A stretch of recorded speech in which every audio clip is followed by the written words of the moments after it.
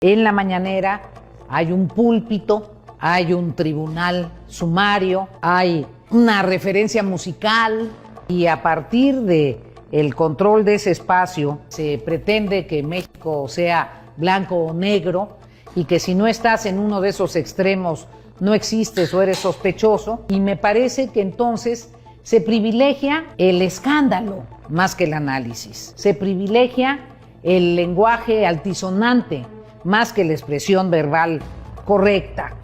Y en este marco de polarizaciones, efectivamente la sociedad mexicana está muy confusa, porque también sirven para tender cortinas de humo y para que en la superficie parezca que se está votando una cosa cuando en realidad se está omitiendo la discusión de fondo, como es el caso de la ausencia de estrategia de seguridad pública.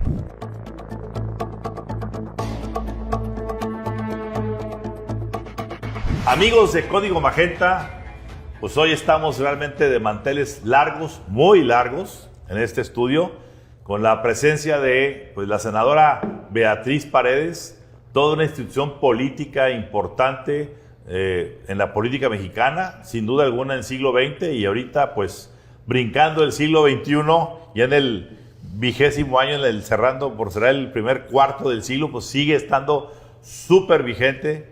Una mujer que pues ha transitado todos los pasillos pasadizos de la política mexicana, desde siendo dirigente local en Tlaxcala, siendo diputada local, federal, senadora, gobernadora de Tlaxcala, secretaria de Estado, presidenta del PRI en momentos en que el PRI estaba pues francamente en absoluta decadencia, en un último lugar en las preferencias, y en 3 años ella fue la que logró de una u otra manera revitalizar ese partido que estaba en estado de coma para llevarlo en 2009 a colocarse nuevamente en la primera fila de la política de este país y reconquistar un lugar. Y bueno, pues hoy estamos aquí con ella porque de una u otra manera Beatriz Paredes ha sido insistentemente señalada como un factor fundamental para lo que venga dentro de el 2024, esta carrera presidencial que pues tiene todavía muchos imprevistos, pero que el día de hoy lo que queremos hacer con Beatriz es que nos cuente, nos platique, nos comparta mucho de lo que tiene y por qué está aquí, siendo que en algún momento mucha gente decía, bueno, pues Beatriz ya de una u otra manera se retiró, estará de manera contemplativa o cooperativa en la cuestión política, pero no proactiva. Beatriz, bienvenida. ¿Dónde estamos parados ahorita? ¿Dónde está parada Beatriz Paredes hoy en este escenario político rumbo al 2024?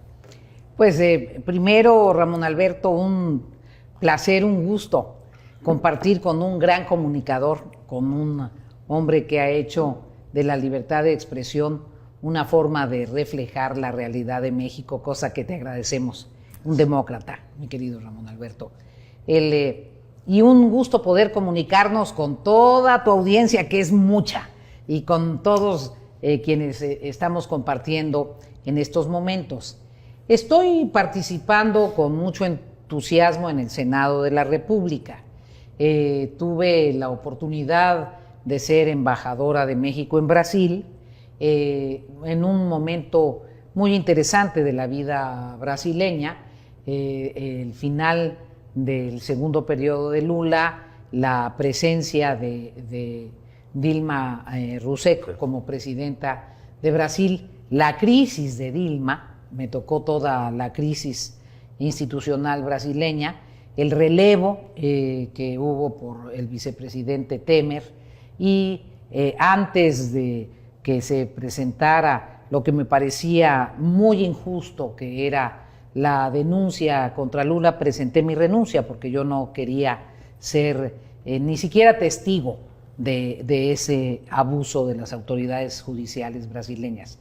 Y después de estar en España revisando lo de un organismo multilateral relevante para mí, que es el área de seguimiento de las cumbres iberoamericanas, tuve oportunidad de participar nuevamente en el Senado, es la segunda ocasión que soy senadora, y de acompañar los esfuerzos que hubo en la campaña presidencial. Entonces, de ninguna manera he estado contemplativa, mi querido amigo. He estado siempre actuando, pero yo soy una persona que está convencida de que no es necesario el protagonismo histriónico, que si tienes vocación de histrión, dedícate al teatro, no te dediques a la política. La política para mí es una actividad más seria que el cómics, y eso que respeto profundamente al cómics. No lo digo por falta de respeto, lo digo porque también respeto mucho a la actividad a la que me dedico. En el Senado de la República presido la Comisión de América Latina y el Caribe, no me he alejado de la comprensión internacional y soy miembro de muy diversas comisiones, y hemos tenido oportunidad de participar con consistencia, al menos ese ha sido mi propósito, en los debates parlamentarios y en momentos muy definitorios del destino actual de nuestro país que se han dado en el Poder Legislativo. A ver, Beatriz, ¿cuál es tu diagnóstico de lo que atraviesa hoy nuestro país con esta radicalización política, con esta morenización de la clase política en el poder, cada día mayor extremismo hacia la izquierda, versus una contraparte que también, pues de una u otra manera está radicalizada, y en medio de toda esa ciudadanía confusa que está viendo y que está tratando de entender hacia dónde dirigirse en 2024? ¿Tu diagnóstico? Creo que lo expresas muy bien. Hay un fenómeno de polarización en donde el discurso pronunciado desde las mañaneras, la mañanera se volvió, como lo expresé en un análisis que hice de la política interior, el sustituto de la política interior. No hay más política interior con todas sus facetas, con todas sus características, sino en la mañanera hay un púlpito, hay un tribunal sumario, hay una referencia musical, hay bromas, chascarrillos, denuncias, estigmatizaciones, y a partir de el control de ese espacio comunicacional, de haber tomado el medio ambiente comunicacional del país, pues se simplifican las cosas, se pretende que México sea blanco o negro, y que si no estás en uno de esos extremos no existes o eres sospechoso, y en ese sentido me parece que esa polarización primero no recoge los relieves del país, un país pluriétnico, pluricultural, geográficamente distinto, con identidades regionales muy precisas, extraordinariamente rico en esa multiplicidad, en esas dimensiones diversas. Cuando tú pretendes que esto está o en este extremo o en este extremo, que si no le vas ni al América ni al Guadalajara, no tienes derecho a irle a los Pumas, irle al Monterrey, irle al Pachuca, irle al Toluca, no es así la realidad. Y me parece que entonces se privilegia el escándalo más que el análisis, se privilegia el lenguaje altisonante más que la expresión verbal correcta. No significa que ser comedido y no decir groserías o no decir chascarrillos no sea ser firme, significa simplemente que la civilización para eso creó el lenguaje, para que nos hablemos y nos entendamos. Y en este marco de polarizaciones, efectivamente la sociedad mexicana está muy confusa, porque también sirven para tender cortinas de humo, para que resulte más importante si una senadora ofendió a otros senadores que lo que de veras se estaba votando, y para que en la superficie parezca que se está votando una cosa cuando en realidad se está omitiendo la discusión de fondo, como es el caso de la ausencia de estrategia de seguridad pública, que es lo que está en el verdadero fondo de la discusión más reciente, o bien un proceso de autoritarismo que se va acrecentando día con día. ¿Qué es importante en este momento? Que los ciudadanos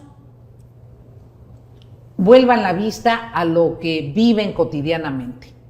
El incremento de los precios, una inflación que se salió de control después de muchos años que habíamos tenido esa variable económica controlada, una generación de empleos que no responde a las expectativas, muchos jóvenes que estudiaron carreras específicas y que no logran contratarse en esas carreras, una problemática en el sector educativo público que significa cada vez más deterioro y menor aprendizaje, una problemática en el sector agropecuario en donde los campesinos intermedios, ejidatarios o pequeños propietarios no tienen respaldo de financiamiento. Prácticamente desapareció el financiamiento del campo, los apoyos a las estrategias de comercialización.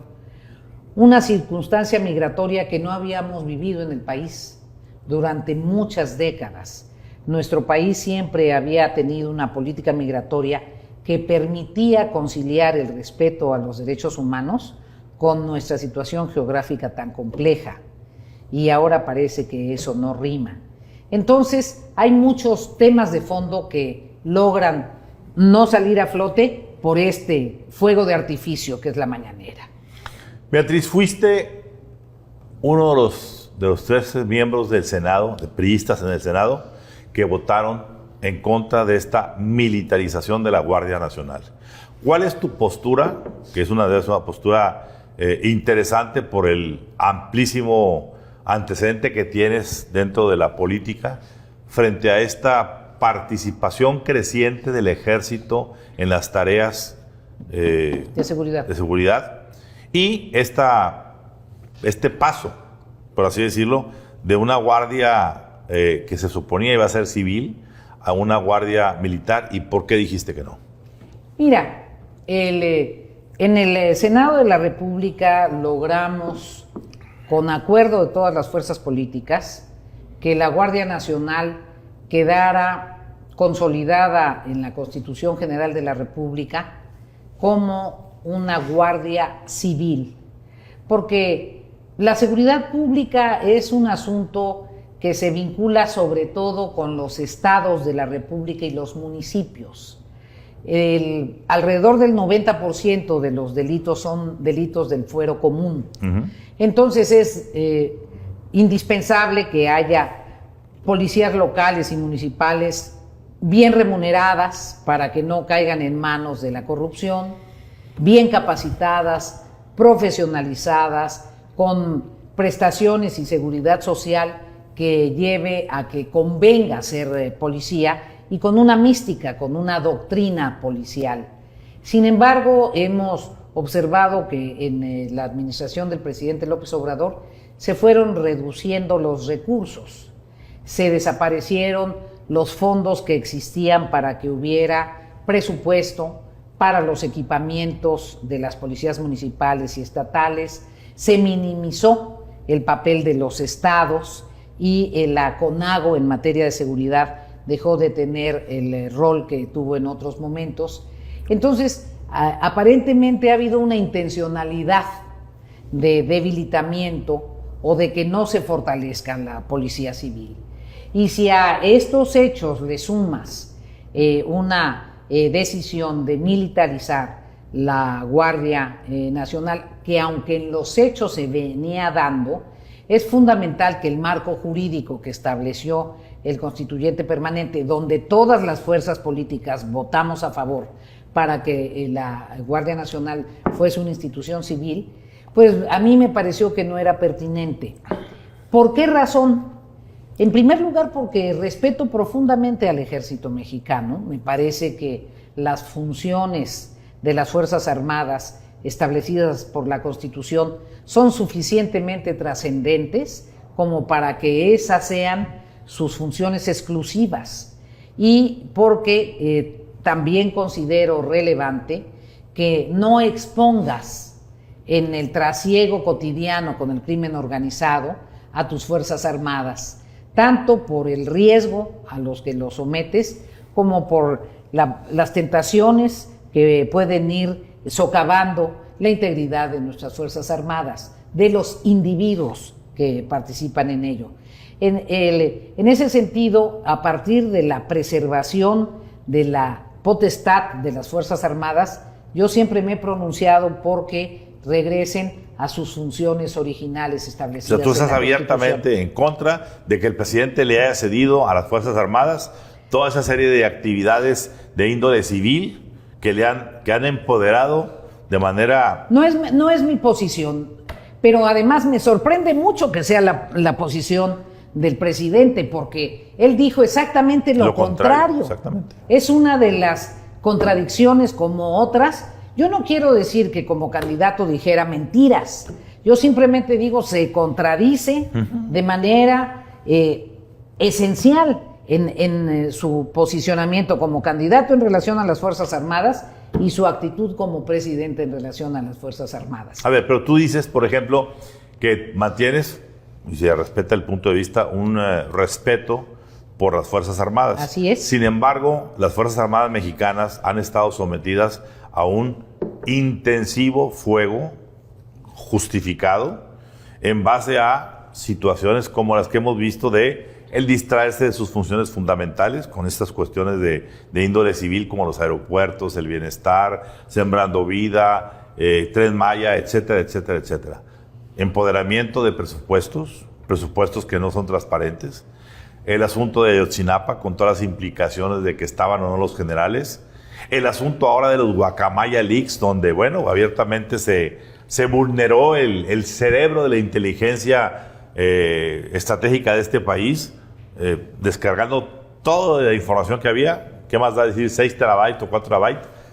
Toda la inteligencia está en manos de quién sabe quién y para quién sabe qué. Parvadas de guacamayas. Parvadas de guacamayas y quién sabe para qué propósitos. Entonces, esta vulnerabilidad del ejército que estamos viendo, ¿tú la habías visto en el tiempo que tienes en el mundo político de esta manera tan frágil, un ejército tan acotado? Pues yo diría, lo último que yo recordaría de esto era en la época del 68, cuando el ejército fue cuestionado por su papel en los movimientos y participó en aquella famosa y trágica noche de Tlatelolco. Pero hoy se juntan todos esos elementos que acabo de comentar. ¿Qué te indica eso y por qué crees tú que el presidente esté tan apoyado o tan apoyándose en el color verde olivo? Mira, yo creo que el presidente tiene una contradicción interna. Me parece que desde su papel de líder social, su brillante papel como líder social, siempre estuvo en contra de las autoridades. Su discurso fue un discurso antigobiernista durante muchos años y me parece que no hizo la transición de crítico profundo de las instituciones a gobernante de las instituciones. Entonces, él mismo ha debilitado a las áreas civiles de gobierno. Las actividades vinculadas con las obras públicas y las obras de grandes comunicaciones y transportes siempre las habían celebrado nuestros ingenieros mexicanos, sí, ya sea de la Secretaría de Comunicaciones y Transportes o de la Secretaría de Obras Públicas. Tenemos una gran ingeniería mexicana, empresas mexicanas que concursaban con concursos transparentes. Él de repente como que empieza a desconfiar de todas las instituciones civiles, simplemente porque él mismo las debilita. Él complica las adquisiciones, él no cumple las normas establecidas de transparencia, los contratos se asignan, no se concursan. Hay una confusión esencial en el rol del gobierno y parece que el jefe de las instituciones de repente toma decisiones que destruyen a las instituciones. Y en ese marco empieza a descansar en las instituciones castrenses simplemente porque desconfía de todos. Y es muy difícil gobernar adecuadamente si desconfías de todos. Claro. Porque si te dicen que en la distribución de medicinas había corrupción, lo que decides es suspendes la distribución de medicinas y suspendes la adquisición de medicinas. Con todas sus consecuencias. Y dejas sin medicinas a las clínicas de atención de la sociedad durante 3 años ya, por un error de diagnóstico. Total, si había alguien que robaba en la distribución, lo metes a la cárcel y listo. Entonces, estas contradicciones le han hecho mucho daño al funcionamiento del gobierno. Y en ese sentido, hay un liderazgo reconocido en las encuestas, pero hay un gobierno muy mal calificado, porque se ha visto que no saben gobernar o que decisiones presidenciales han debilitado la capacidad institucional. Se refugia en las instituciones castrenses y ojalá, si se presentan casos de corrupción, no pretenda hacer lo mismo con áreas castrenses. La parte educativa. ¿Cuál es tu visión de la parte educativa? Que hemos visto que se ha venido deteriorando, pues ya con 3 secretarios de educación en 3 años. Sí, y a ver si no vamos pronto por el cuarto o por la cuarta, porque... Mira, te lo resumiría en 3 palabras. Estoy muy triste por la parte educativa. Para mí no hay nada más trascendente que la educación. Y sobre todo en la era del conocimiento. Claro. El siglo XXI es la era del conocimiento. Si no le permitimos a nuestros niños y a los jóvenes formarse de manera que puedan dar la batalla y ser competitivos en cualquier lugar del mundo, va a ser muy difícil que avancen. Y creo que después de que tuvimos confianza, y debo reconocerte que por la capacidad de gestión de Esteban Moctezuma, que se acercó al Congreso, en fin, hicimos la reforma al tercero constitucional con expectativas de que pudiera darse una nueva etapa de una educación de calidad.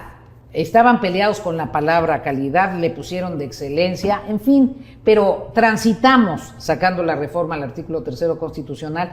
Allí establecimos que era obligatorio en la educación básica dar matemáticas, aritmética de manera intensiva, enseñar a leer y escribir la lectura de comprensión verdaderamente, respaldar el interés por la ciencia, por la innovación tecnológica, respaldar la formación en algunas de las artes, la educación física, y después de repente se sacan de la mano un programa de estudios que nadie conoció en el Parlamento, que por más que insistimos que queríamos conocerlo, no pudimos tener acceso a él, que muchas instancias educativas no conocieron, que los padres de familia no conocen, y en donde lo que se ha filtrado nos preocupa, porque parece que no corresponde a la realidad nacional ni a nuestra tradición pedagógica, a ninguna de las dos cosas. Esta ilusión de que la vida comunitaria es la que refleja la realidad mexicana ignora que alrededor del 80% de los mexicanos ya habitan en grandes ciudades, claro, o ciudades intermedias. Entonces, me parece que en materia educativa no es que hayamos andado a la deriva, sino que lo que se ha pretendido aplicar no corresponde a la realidad nacional ni a la tradición pedagógica de nuestro país, con el centro en los maestros. A mí sí me parece esencial entender que en el centro de la educación están los maestros, los educadores con verdadera vocación. Y por otra parte, pues estas cosas que yo no termino de entender y de repente me dicen es que hay un cambio de paradigma, pero a mí me parece que enseñar tiene que ver con el paradigma del aprendizaje, que si los estudiantes o los educandos no aprenden después de ir a la escuela, pues no van a instruirse a la escuela. Yo no quiero aceptar que los niños se guarden en la escuela y luego pasas por tu niño que tuvieron guardado allí. No, yo creo que tú vas a la escuela para aprender, y que los papás mandan a los niños y a los jóvenes a la escuela, como a mí me decían los campesinos. Beatriz, queremos una secundaria. ¿Y por qué es tan importante la secundaria? Porque queremos que nuestros hijos sean mejores que nosotros. Claro. La gente quiere que sus hijos sean mejores que uno mismo, hacen el esfuerzo para que se eduquen. Y yo francamente veo en el sistema educativo, en el sentido del aprendizaje de calidad, la brújula perdida. ¿Qué opinión tienes de un presidente como Andrés Manuel López Obrador, que en los 3 años que lleva en el poder no se ha dignado a pisar la Cámara de Diputados o el Senado? 3 años es ya más de medio sexenio, media administración, y hay un desprecio brutal por las instituciones, comenzando por pues, la segunda importante, el poder legislativo de este país. Mira, yo tengo la impresión de que Andrés Manuel López Obrador como persona nunca le tuvo respeto a los legisladores, nunca. Cuando fue dirigente partidario no intentó participar en el poder legislativo. El trato que le da a sus propios legisladores, a los legisladores de su partido, a veces me sorprende. De empleados. Me sorprende esta reproducción automática de viejos modelos de un autoritarismo vertical en donde no muevas ni una coma de las iniciativas. Entonces, yo la verdad es que no me asombra esta actitud. Es una lástima porque mientras seamos una república federal y democrática, pues es fundamental el equilibrio entre los 3 poderes. Y creo que también en materia de fortalecimiento del federalismo, estos años del gobierno de la República dejan mucho que desear. No hay un aprecio por las regiones, no ha habido medidas concretas para fortalecer a los gobiernos estatales, al municipio.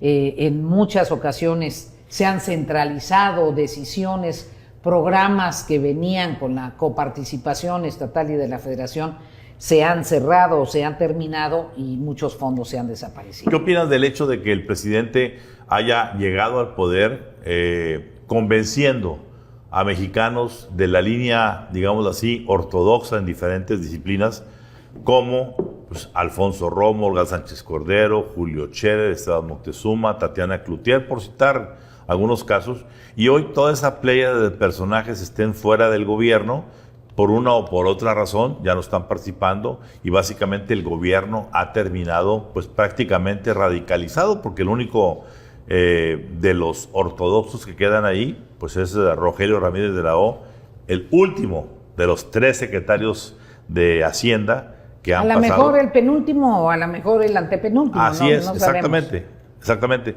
¿Cuál es tu visión de esta situación, de este alejamiento del presidente de todo lo que se ha llamado, ha dado en llamar la ortodoxia política, la ortodoxia económico-financiera y de lo que es el sentido común y el estar achicando el tamaño del gabinete con personajes que son indiscutiblemente gente que responde sin chistar a sus órdenes, designios e intereses? Creo que el punto neurálgico es esta confusión a la que me referí en una de mis primeras intervenciones. El presidente de la República ganó una elección, no hizo una revolución. Son 2 cosas distintas. O sea, no hay cuarta transformación. Ganó una elección y producto de eso tuvo que jurar la Constitución General de la República. Su marco referencial obligado es la Constitución General de la República. Cuando tú haces una revolución, trastocas el orden de las cosas, modificas el orden normativo establecido y planteas un nuevo orden. Eso no existe en el país. Así es. Hubo el triunfo de una elección para que se gobernara en un sistema republicano, federal, con 3 poderes, de economía mixta, con participación del capital privado, con presencia de la propiedad social, con un rol de economía mixta, rectoría del Estado, pero reconociendo los compromisos nacionales e internacionales con la iniciativa privada. Y hacia el interior de su gabinete me parece que no han dejado de existir tensiones. Y en ese marco de tensiones, las personalidades que tú mencionas, creo que en algún momento no le fueron funcionales o él decidió que no le eran funcionales. Yo me temo que eso va a derivar en menos eficiencia de las áreas, como sucedió muy claramente en educación, y yo lamento muchísimo la salida de Tatiana Cloutier. Tatiana, como secretaria en el caso del Senado de la República, tuvo una actitud dialogante, una actitud de escucha, de razonamientos y de planteamientos, y además como mujer a mí me parece una mujer absolutamente respetable y echada para adelante, a la que aprecio. Pero así podríamos mencionar de cada uno de los funcionarios que mencionaste. Olga Sánchez Cordero regresó al Senado, pero me parece que estuvo sometida a un nivel de desgaste enorme en la Secretaría de Gobernación. Entonces, en ese sentido, los equilibrios internos hacia el interior del gabinete me parece que se rompieron.